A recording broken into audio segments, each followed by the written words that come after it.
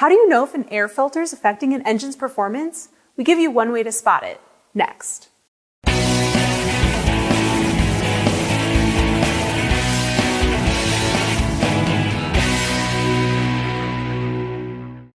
Today's electronic fuel injection systems can control many factors, including the precise amount of fuel needed to operate the engine as perfectly as possible.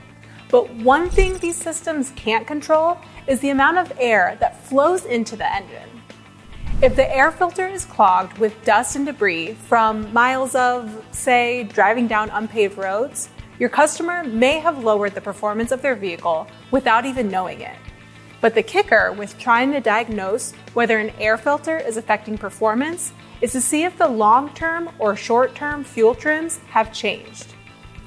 Air flows from outside the engine through the air filter and past the mass flow or MAF sensor into the combustion chamber.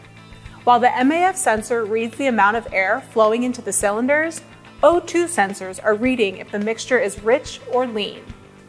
As long as the sensors are working correctly, the engine control module will operate in a closed loop to take away fuel for the lower mass of air being sucked into the engine. If the closed loop sensors read the system is running lean, it will automatically subtract enough fuel to bring it back to the ideal air-fuel ratio. But when the engine is running lean, there is less fuel in the air that gets sucked into the combustion chamber for making power. In this case, short-term fuel trims that go up and down by small amounts can over time create a pattern in the long-term fuel trim reading. If the long-term reading is lean, but not lean enough to kick off a code, then there's a strong chance that the system is choked, meaning the air filter is dirty.